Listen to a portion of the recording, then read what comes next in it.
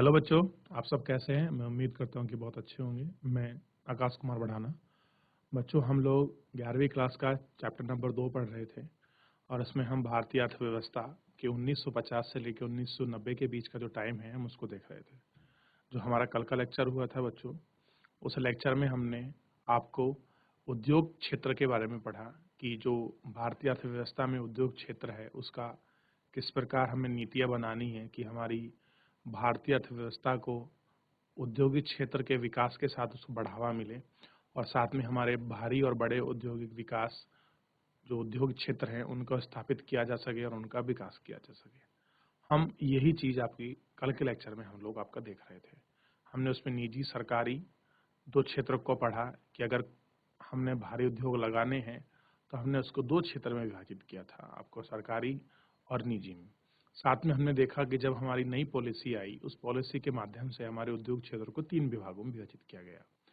ऐसे क्षेत्रों को जिन क्षेत्र में केवल सरकारी स्वामित्व होगा, ऐसा क्षेत्र जिनमें केवल निजी स्वामित्व होगा, ऐसा क्षेत्र जिसमें सरकारी और निजी दोनों स्वामित्व शामिल होंगे। क्लियर हो गया? और नई इकाई को स्थापित करने की जिम्मेदारी राज्यों को दी गई। और ये सब पॉलिसी किसके अनुसार चल रही थी? क्योंकि समाजवाद की थ्योरी के अनुसार, समाजवाद के सिद्धांत के अनुसार। और हमने पढ़ा है कि समाजवाद का सिद्धांत हमने रूस की अर्थव्यवस्था को देखकर अपनाया था। क्लियर हो गया? और साथ में हमने ये भी देखा जो भारी उद्योग हैं वो हमारे द्वितीय पंचवर्षीय योजना के तहत हमने लक्षित किए गए थे। तो ये तो बच्चों हमारा हमारा कल का लेक्चर था जो हमने देखा। आज हम लोग इससे आगे देखते हैं जहाँ हमारा छूट गया था। तो मैं उम्मीद करता हूँ कि सब आप लोग किताब कॉपी अपनी लेकर बैठ गए होंगे, पेंसिल लेकर। जैसे मैं आपको बोर्ड पर अंडरलाइन करता हूँ, आप अपनी कच्ची पेंसिल के माध्यम से अंडरलाइन करते चलेंगे ताकि आपको चीज़ें बहुत जल्दी क्लियर हो जाएं। कुछ की पॉइंट्स को आप गोल भी करते चलिए ताकि पता रहे कि ये पॉइंट की है और इसमें इसकी बहुत ज़्यादा आपकी चर्चा हुई है, ताकि आप अगर कभी एक बार रिवीजन करें तो आप उन की पॉइंट के माध्यम से वो चैप्टर आपका पूरा रिवीजन हो जाए। तो हम लोग ध्यान देंगे डिजिटल बोर्ड की तरफ। हम इसमें आपका यही क्षेत्र अब तक देख पाए कि आखिर में आपका सार्वजनिक और निजी क्षेत्र क्या थे, इनकी किस प्रकार आपकी चीज़ें थी, हम लोग यही देख रहे थे। क्लियर हो गया? चलिए अब इससे आगे हम लोग देखते हैं। इतना तो आप लोग बच्चों कल समझ ही लिए थे, इतना तो आप लोग देख ही लिए थे। ठीक है, चलिए अब थोड़ा इससे आगे देखते हैं। देखिए, ये हमारा जो कल का चैप्टर था हम यहाँ तक अपना कंप्लीट कर चुके थे। ठीक है, अब इससे आगे देखते हैं। यद्यपि निजी क्षेत्र में आने वाले उद्योग का भी एक वर्ग था। कह रहे कि निजी क्षेत्र था उनमें आने वाले क्या था, उद्योग का उनमें भी क्या था, एक वर्ग था। लेकिन इस क्षेत्र को लाइसेंस पद्धति के माध्यम से राज्य के नियंत्रण में रखा गया था। और इसे क्या किया गया, इस क्षेत्र को भी लाइसेंस पद्धति, क्लियर हो गया, के माध्यम से राज्य के नियंत्रण में रखा गया था। यानी कि कुल मिलाकर जितने भी आपके उद्योग थे उन उद्योग पर सरकार का कैसा था, स्वामित्व था। यानी सरकार का नियंत्रण था, चाहे प्रत्यक्ष रूप से हो या अप्रत्यक्ष रूप से, चाहे कोई आपका सरकारी हो और चाहे कोई आपका आपका निजी हो। उन दोनों क्षेत्र पर बच्चों किसका आपका नियंत्रण है, तो उस पर आपका कहीं ना कहीं सरकार का या अब आपका राज्य का उस पर नियंत्रण था। क्लियर हो गया? देखिए, उद्योगों को तब उनकी अनुमति नहीं दी जाती थी, नए उद्योगों को उनकी अनुमति नहीं दी जाती थी जब तक सरकार से लाइसेंस प्राप्त ना हो जाए।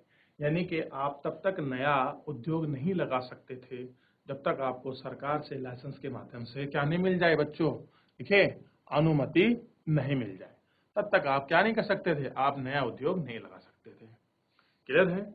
इस नीति का प्रयोग पिछड़े क्षेत्र में उद्योगों को प्रोत्साहित करने के लिए किया गया था। कह रहे कि जो हम लोग आपकी नीति लेके आए थे, पॉलिसी लेके आए थे, इस पॉलिसी को क्या किया गया था बच्चों, इस पॉलिसी में ये किया गया था जो आपके पिछड़े क्षेत्र हैं उन क्षेत्र को बढ़ावा दिया जाए। क्लियर हो गया? उसके लिए किया गया था।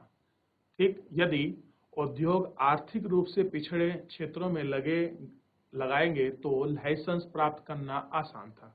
कह रहे कि अगर जो जो उद्योग जो ऐसे उद्योग है जो आर्थिक रूप से पिछड़े हैं, अगर आप उनमें अगर आप उद्योग लगाएंगे तो आपको लाइसेंस कैसे मिल जाएगा, बहुत आसानी से मिल जाएगा।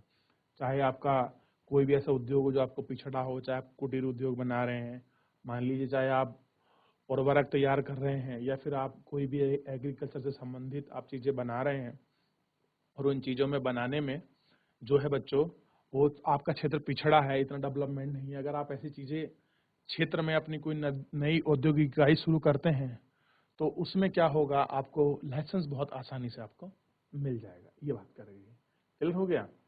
लेकिन और कह रहा है कि इसमें क्या होगा, इसके अतिरिक्त उन इकाइयों को कुछ रियासतें जैसे कर लाभ तथा कम प्रवेश शुल्क बिजली पर दी गई थी। कह रहा है उनमें कुछ छूट भी थी, जैसे अगर आपका जो लाभ होगा, जो आपका लाभ कर होगा उसमें कुछ छूट मिलेगी, जो बिजली का शुल्क होगा उसमें भी कुछ आपको छूट मिलेगी।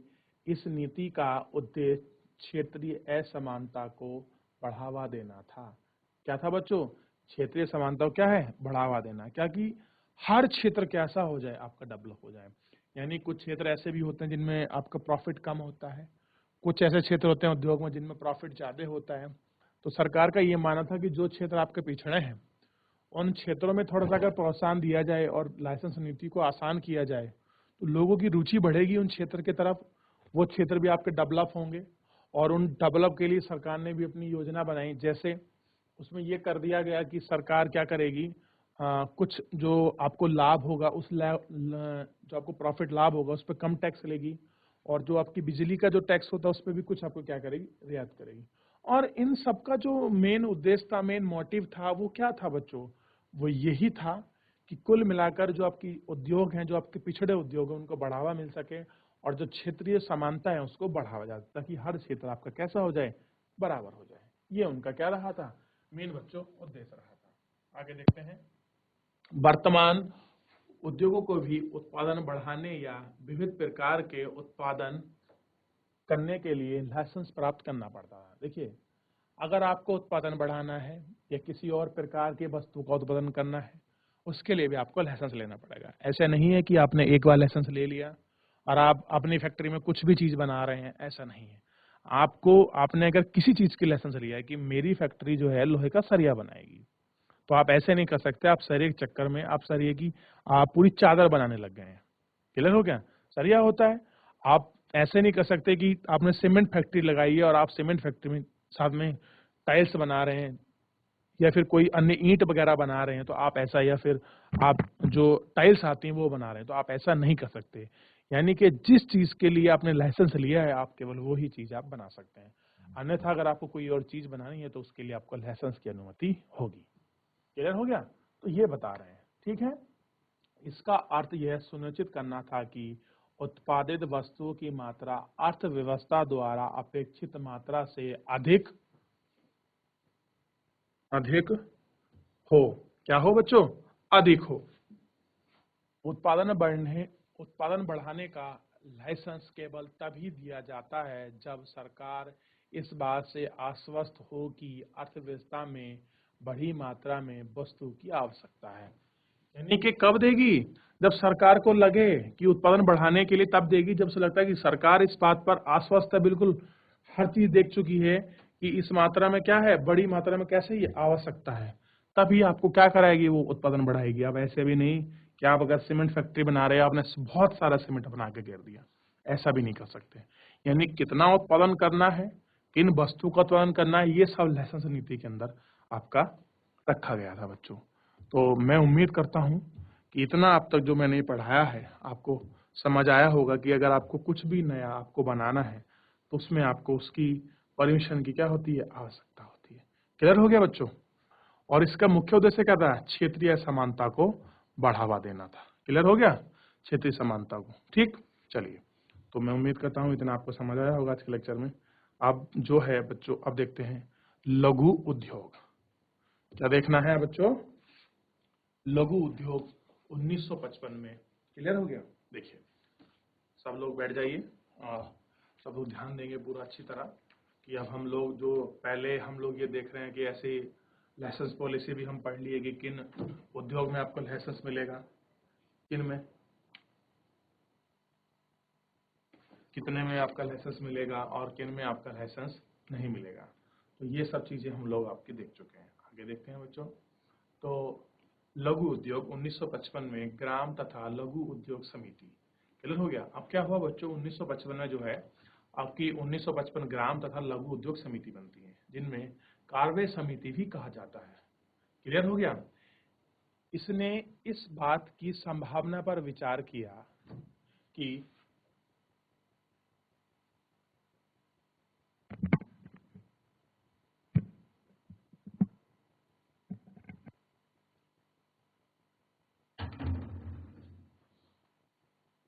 इस संभावना पर विचार किया कि ग्राम विकास को प्रोत्साहित करने के लिए लघु उद्योग का प्रयोग किया जाए। ये कह रहा है कि देखिए, उन्होंने ये कहा कि अगर आपको विकास करना है, अगर आपको ग्राम विकास करना है, तो उसके लिए क्या होगा, लघु उद्योग का प्रयोग किया जाना चाहिए। देखिए बच्चों, अगर आपको गांव का वाकई में डेवलपमेंट करना है, लघु उद्योग की बात कर रहे हैं हम, इस टाइम भारी उद्योग की बात नहीं कर रहे हैं। अगर हमें लघु उद्योग का विकास करना है तो उसके लिए हमें गांव को क्या करना पड़ेगा बच्चों, फोकस करना पड़ेगा, हमें गांव को केंद्रित करना पड़ेगा और उनको क्या करना पड़ेगा, ग्राम विकास को प्रोत्साहित करना पड़ेगा। क्लियर हो गया। लघु उद्योग की परिभाषा किसी इकाई की परिसंपत्ति के लिए दिए जाने वाले अधिकतम निवेश के संदर्भ में दी जाती है। क्लियर हो गया। कह रहे कि आप लघु उद्योग आप किसे कहेंगे, अब उसकी परिभाषा अगर आपसे पूछी जाए तो कह रहा है किसी इकाई की संपत्ति, परिसंपत्ति जो उसकी टोटल एसेट है, के लिए दिए जाने वाली अधिकतम निवेश के संदर्भ में दी जाती है कि उसमें कितना निवेश हो रहा है। अगर कोई आपका लघु उद्योग है, उस लघु उद्योग में कितना निवेश हो रहा है, उसके निवेश के अनुसार ही उसे हम क्या कहेंगे कि हम बता पाएंगे कि ये लघु उद्योग है कि आपका बड़ा उद्योग है या फिर आपका छोटा। क्लियर हो गया। समय के साथ साथ निवेश की सीमा भी बदलती रहती है। और क्या है समय की सीमा, जो जैसे समय बढ़ता रहे, चीजें बदलती रहेंगी तो उनकी सीमा भी क्या होती है बच्चों, परिवर्तन आता रहता है। क्लियर हो गया। देखिए 1950 में लघु औद्योगिक इकाई उसे कहा जाता था जो 5 लाख रुपए का अधिकतम निवेश करती थी। यानी कि ऐसा क्षेत्र, जिस क्षेत्र में 5 लाख रुपए निवेश कर कर कोई चीज आपकी बनाई गई है, उसको हम क्या कहेंगे, लघु इकाई। देखिए ये कब की बात कर रहा है, 1950 में। अगर आपने 5 लाख रुपए लगाकर कोई आपने चीज बना दी है या कोई आपने फैक्ट्री लगाई है, तो उसे हम क्या कहेंगे बच्चों, लघु उद्योग कहेंगे। इस समय 1 करोड़ रुपए का अधिकतम निवेश किया जा सकता था और उसमें आप 1 करोड़ तक का ही क्या कर सकते थे, निवेश। क्लियर हो गया। उसमें लिमिट फिक्स थी कि अगर आपने 5 लाख का आपने इन्वेस्टमेंट किया है तो वो कैसा हो गया आपका, लघु। तो बच्चों आज के समय में अगर बात करें तो आज के समय में तो 5 लाख में तो आप एमएस मतलब स्मॉल, जो आपकी सूक्ष्म इकाई होती हैं वो डेवलप होती हैं, और इस समय क्या हो रहा था आपका, लघु। क्लियर हो गया। चलिए इससे आगे देखते हैं बच्चों हम लोग। देखिए ऐसा माना जाता था कि लघु उद्योग अधिक श्रम प्रधान होते हैं। कह रहे जो आपकी लघु उद्योग होते हैं वो कैसे होते हैं, अधिक श्रम प्रधान होते हैं, अर्थात उनमें बड़े पैमाने के उद्योगों की अपेक्षा श्रम का प्रयोग अधिक किया जाता है। क्या होता है श्रम, मतलब जो आपकी लेबर लगी होती है उनका प्रयोग कैसा होता है, अधिक किया जाता है। अतः वे अधिक रोजगार का सृजन करते हैं। यानी कि उनमें कैसे होते हैं, लोग अधिक लगे होते हैं तो उनमें क्या होगा, अगर लोगों की संख्या अधिक सम्मिलित होगी तो बच्चों रोजगार कैसा होगा, अधिक मिलेगा। क्लियर हो, क्या होगा, रोजगार अधिक मिलेगा आपका। ठीक है। लेकिन ये बड़े औद्योगिक फर्मों के साथ प्रतिस्पर्धा नहीं कर सकते। देखिए कह रहा है कि जो आपके बड़े औद्योगिक इकाई हैं, जो आपके फर्म बनी है, उनके साथ क्या नहीं कर सकते, ये कंपटीशन नहीं कर सकते। यह स्पष्ट है कि लघु उद्योगों के विकास के लिए बड़ी फर्म से उनकी रक्षा की जाने की आवश्यकता है।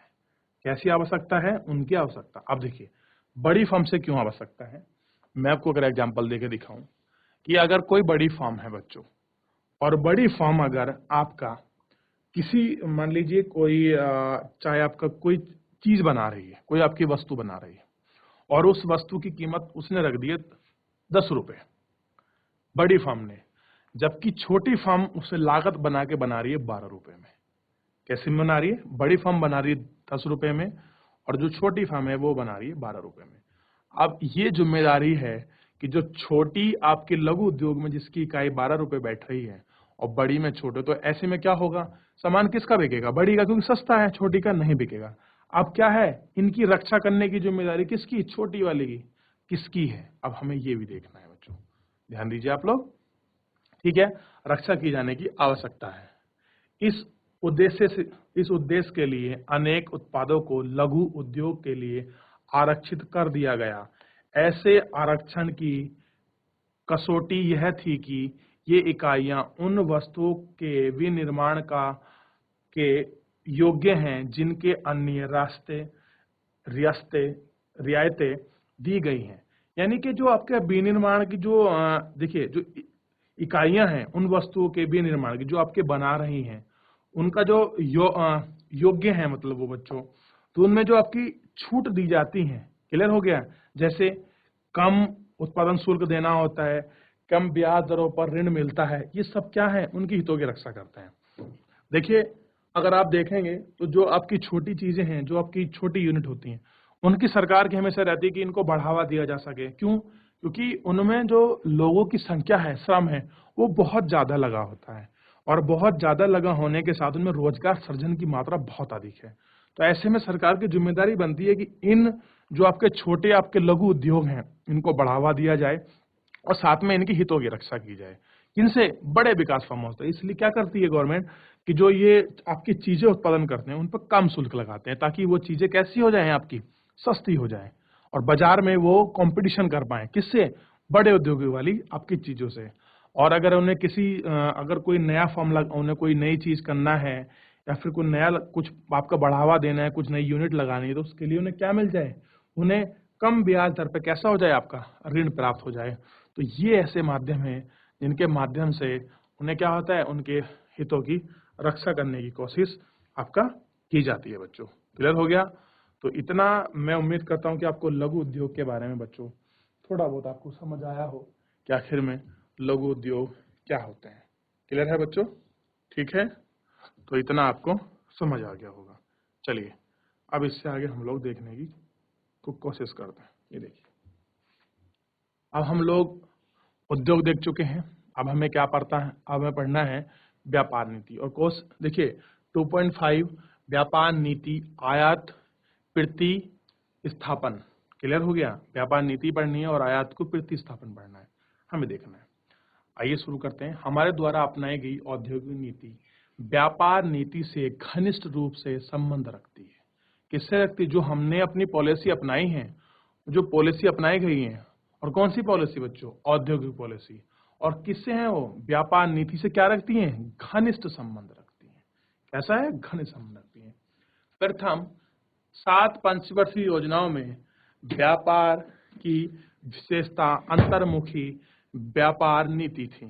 कह रही कि जो प्रथम हमने 7 पंचवर्षीय योजनाएं हमने जो आपकी बनाई थी, उनमें व्यापार क्या थी? विशेषता अंतर्मुखी व्यापार नीतियां थी। क्लियर हो गया? उनको फोकस किया गया था। तकनीकी रूप से इस नीति को आयातित प्रतिस्थापन कहा गया। क्या कहा गया? टेक्निकल रूप में इसे आयात प्रतिस्थापन कहा जाता है। क्लियर हो गया? कि उसने क्या किया? आयात को क्या किया? आपका प्रतिस्थापित किया, हटाया उसको। इस नीति का उद्देश्य आयात के बदले घरेलू उत्पादन द्वारा पूर्ति करना है। यानी कि बच्चों ये ऐसी पॉलिसी आई थी जिसके माध्यम से हमें आयात को क्या करना था? प्रतिस्थापित करना था। अब देखिए, हम पहले चीजें बाहर से मंगा रहे थे, और कब मंगाते थे? जो चीज हम नहीं बना सकते, या जिनका हम लोग उत्पादन नहीं कर सकते, हम जिनको आपका प्रोड्यूस नहीं कर सकते, उनको हम बाहर से मंगाएंगे, तो वो क्या होगी? आयातित। अब हमने ऐसी नीति बनानी है कि हम क्या करें कि हम जो आयातित चीजें कर रहे हैं उनको प्रतिस्थापित, यानी उनको हटा दें। और हटेंगी कब बच्चों? जब हम वो चीजें अपने देश में बनाएंगे, अपनी इंडिजीनियस होंगी वो चीजें, हम स्वयं निर्मित होंगी, तो हम तभी तो जो बाहर से आपकी चीजें आ रही हैं उनको हटा पाएंगे। क्लियर हो गया? अब देखिए, इस नीति का उद्देश्य आयात के बदले घरेलू उत्पादन द्वारा पूर्ति करना है। यानी कि जो चीजें हम बाहर से मंगा रहे हैं वो नहीं मंगाएंगे, उनके बदले जो चीजें हमारे घर में बन रही है वो उनकी आपूर्ति करेंगे। उदाहरण के लिए, विदेश में निर्मित वाहनों का आयात करने के स्थान पर उन्हें भारत में ही निर्मित करने के लिए उद्योग को प्रोत्साहित किया जाए। अब देखिए, उसमें एक एग्जांपल दिया है कि अगर आपको वाहन, मतलब अगर आपको मोटर गाड़ी जो थी पहले यहाँ नहीं बनती थी इंडिया में, अब तो सब कुछ मैन्युफैक्चरिंग होती है, तो उन्होंने एक ऐसा एग्जांपल लिया कि जो हम विदेशी वाहन का जो आयात करते थे, वो उसके स्थान पर हम लोग क्या करेंगे, अब उन्हीं वाहन को हम कहाँ बनाएंगे? अपने देश में बनाएंगे, इंडिया में बनाएंगे। यानी कि हम बाहर से नहीं मंगाएंगे, हम कहाँ बनाएंगे? अपने देश में ही बनाएंगे। क्लियर हो गए? तो हमें ऐसी नीति होगी, और उससे क्या करेंगे? हम उनको अपने उद्योग को बढ़ावा देंगे, उनको प्रोत्साहित करेंगे। इस नीति के अनुसार सरकार ने विदेशी प्रतिस्पर्धा से घरेलू उद्योग की रक्षा की। अब उन्होंने कैसे कर दी? अब देखिए, जो आपके विदेशी जो आपकी वस्तु थी उनसे क्या करी? घरेलू वस्तु की प्रतिस्पर्धा की, आपकी रक्षा की। अब देखिए कैसे रक्षा करेंगे वो। अब अगर कोई चीज विदेश से इंडिया पहुंच रही है तो जाहिर सी बात है उसकी कीमत या तो कम होगी या ज्यादा होगी, और इंडिया आ रही, हम मंगा रहे, तो क्या होगी? उसकी कीमत कम होगी।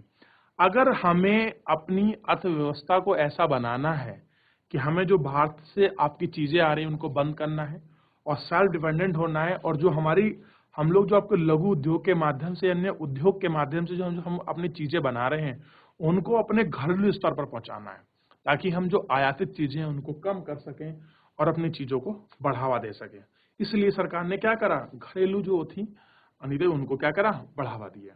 आगे देखते हैं, आयात संरक्षण के दो प्रकार थे, प्रशुल्क और कोटा। अब देखिए दो प्रकार थे, एक तो प्रशुल्क और कोटा।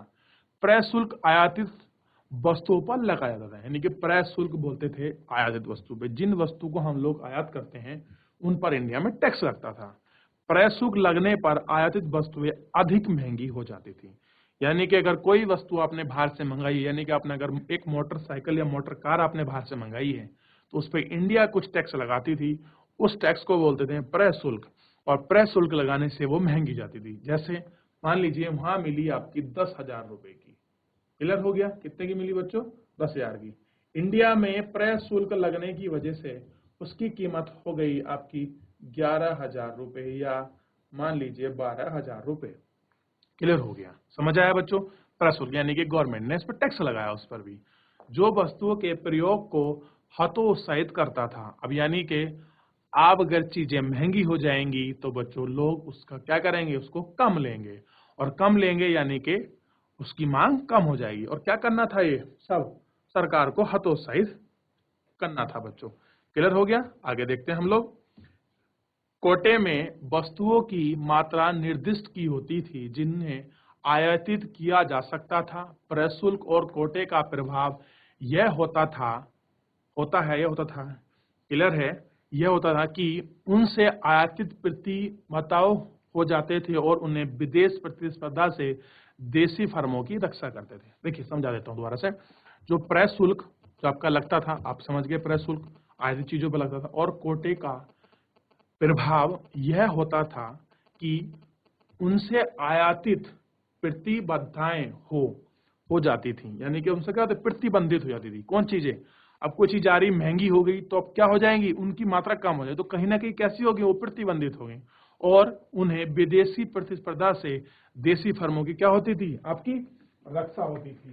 यानी कि उन पर क्रय अधिशुल्क बढ़ाकर क्या करनी थी? वो चीजें आपकी महंगी हो जाती थी, और इन महंगी हो जाने से बच्चों जो भारत की चीजें थी वो सस्ती हो जाती थी। और जब विदेश की एक चीज है, मान लीजिए एक मोटर कार है जिसकी जो आपकी विदेश की जिसकी कीमत 12,000 रुपए है, और एक ऐसी मोटर कार है जो इंडिया में बनी उसकी कीमत 11,000 रुपए है। तो बताइए बच्चों डिमांड किसकी ज्यादा होगी? तो जो इंडिया में बनी है उसकी, या फिर जो विदेश में बनी है? डिमांड किसकी होगी बच्चों? जो आपकी सस्ती है उसकी होगी। तो इस प्रकार हमने प्रशुल्क लगाकर हमने क्या कर दिया? भारतीय उद्योगों को क्या कर दिया? हमने बढ़ावा कर दिया। क्लियर हो गया बच्चों? तो मैं उम्मीद करता हूं कि आज का लेक्चर आपको समझ आया होगा। ठीक है, तो बच्चों मिलते हैं नेक्स्ट लेक्चर में। मुझे जुड़ने के लिए बहुत धन्यवाद। आपका दिन शुभ हो।